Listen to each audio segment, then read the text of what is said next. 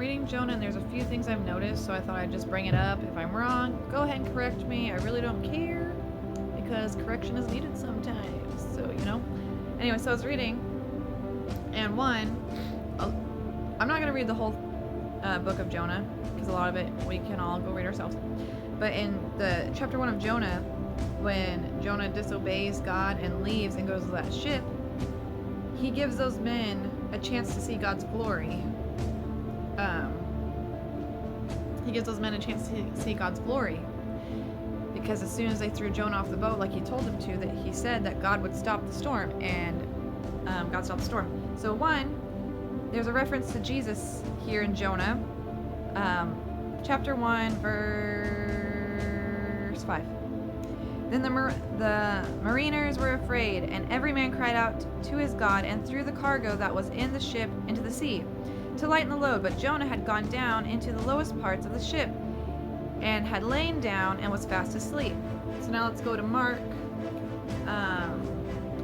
4, I believe.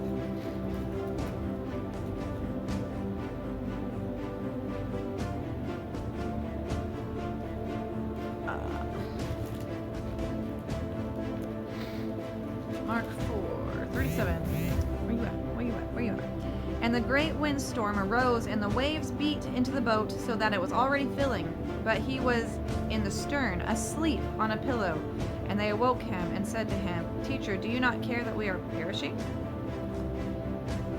Then he arose and rebuked the wind and the sea, and said, Peace, and be still. And the wind ceased, and there was a great calm.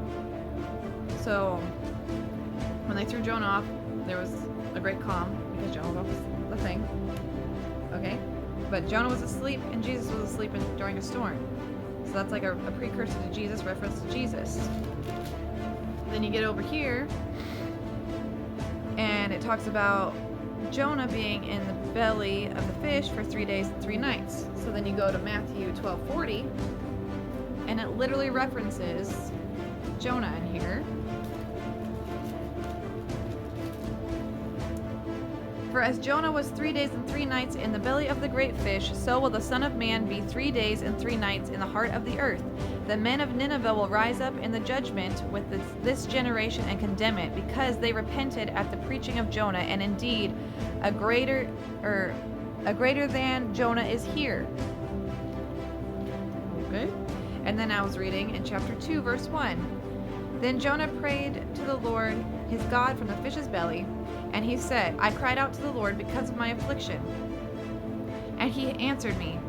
Out of the belly of Sheol I cried, and you heard my voice. So Sheol in Hebrew, I looked it up. So like I said, if I'm wrong, please correct me. But in Hebrew, from what my research showed, Sheol, or however you say it, means dwelling place of the dead.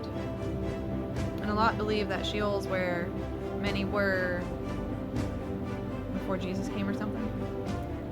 But yeah, I just thought it was pretty interesting.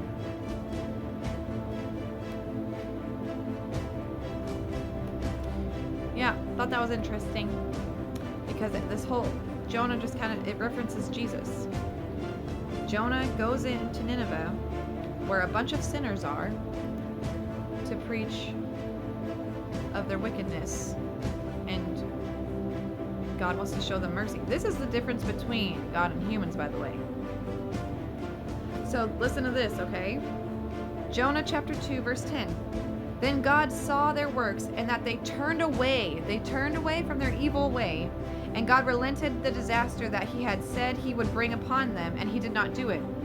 So God was perfectly content not bringing that disaster upon those people, because they turned.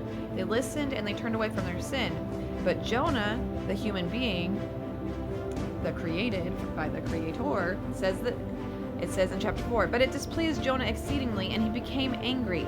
So he prayed to the Lord and said, Ah, Lord, was not this what I said when I was still in my country? You came back.